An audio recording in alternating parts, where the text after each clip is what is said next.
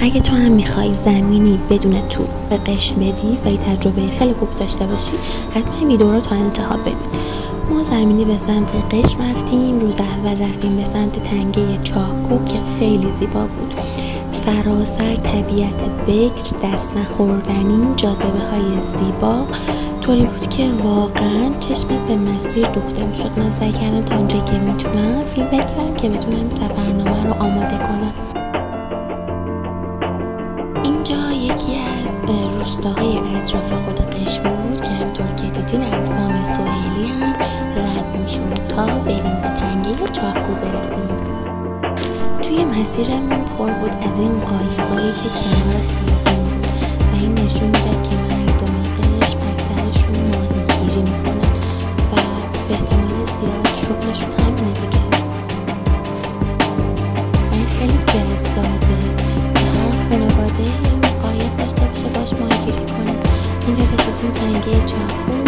رسیدیم یکم هوا تاریک شد ولی هیچی از جذابیت اینجا کم نمی‌کرد. خودتون ببینید واقعا چقدر زیبا. محشر واقعا بی‌نظیر بود.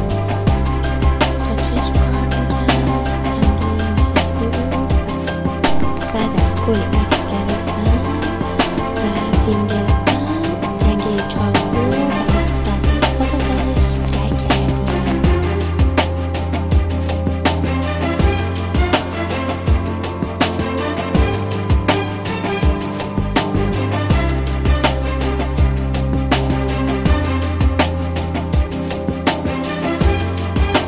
روز دوم سفر به سمت مقصدمون یعنی هرمز. ما با استفاده از این شناورها که اتوبوسی هم بود به سمت هرمز رفتیم و خیلی زیبا بود هرمز. یعنی حتما بهتون پیشنهاد میکنم که به سمت قشم رفتیم حتما جزیره هاش رو به این ببینید. تا چشم کار میکرد آب میدیدی و دریا رو میدیدی. خیلی تجربه جالبی بود برای من که اولین بار به سمت جنوب.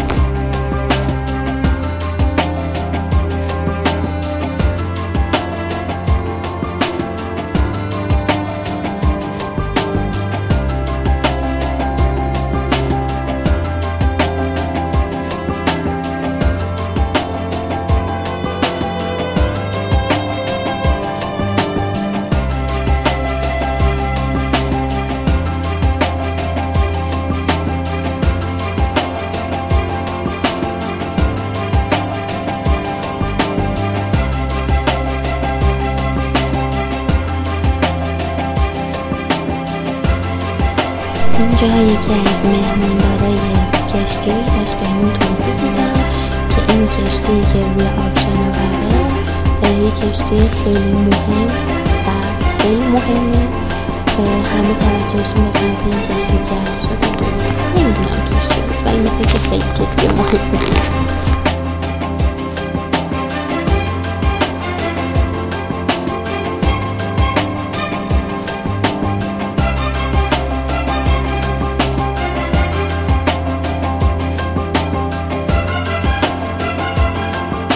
اینجا هم منو میبینیم که سعی داشتم چند فیلم و عکس بگیرم ولی انقدر که شدت باد زیاد بود از اون فیلم خوب نتونستم بگیرم ولی خب به هر حال ازش استفاده کردم.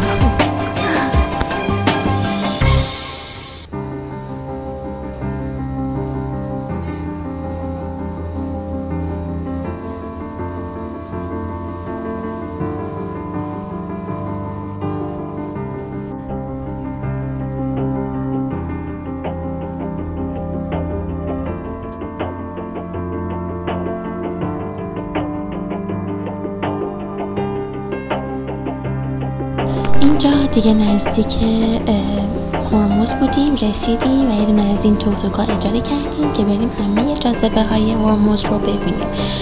پر از صنایع دستی خیلی جذاب بود. قیمتشون هم خیلی خوب بود. میشد ازشون خرید کرد و به کسب و کار کوچیک ازشون حمایت کرد. یه دونه از اینا گرفتم یه چشم زدم که ببینیم.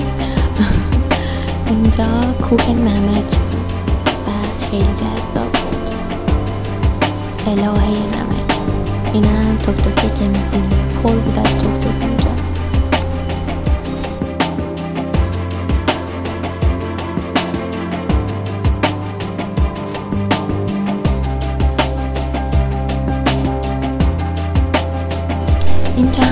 هتل خیلی معروفه، خونه های رنگی. فکر میکنم که دیگه همه اینا رو دیده باشن توی اینستا و فضای مجازی.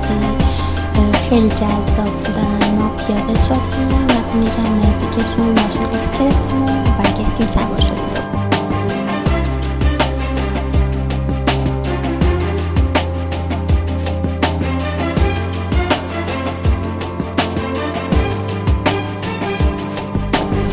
اینجا هم نون توموشی رو میبینیم که یه نون بود روش تخم مرغ دادن با پنیر و یه سس مخصوص که از خاک جزیره بود. تجربه جالبی بود، ولی من یه گاز زدم و دیگه بقیه‌اش رو نخوردم. عسل هم ریختم. من انتخاب دوباره نیست، ولی خب خوب بود.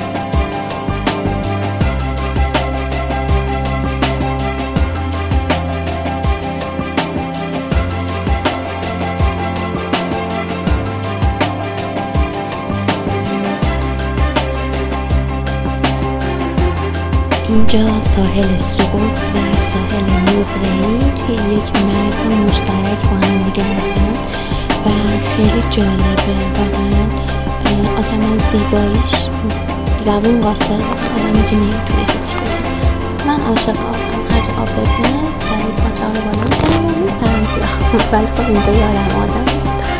من دیگه به همین بکنده کردم و یکم با طبیعت دست گرفتم و دیگه کم کم برگشتیم.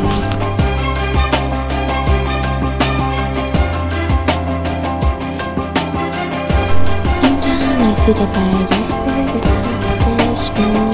از دارم خدا خواستیم که به ما اجازه بدن توی کابین خودشون باشیم چون من حالم بد میشد و این اجازه رو به ما دادن که پیش خودشون باشیم و من اول تجربه بود که داخل کشتی یعنی داخل کابین رو میدیدم. خیلی جالب بود. اینم داخلشه.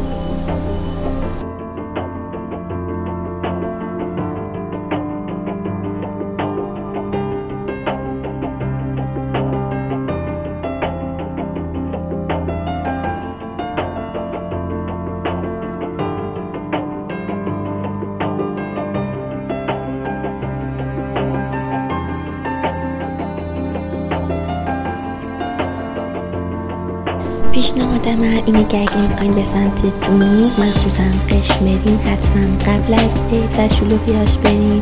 ما دیماه رفتیم، خیلی خلوت بود و اون موقع اصلا نیازی به لباس گرمی و شما با یه لباس نازک میتونین برین و خیلی بهتون خوش بگذره. امیدوارم که از این ولاگ خوشتون اومده باشه و ولاگای بعدی رو هم ببینید. خیلی خدافظ.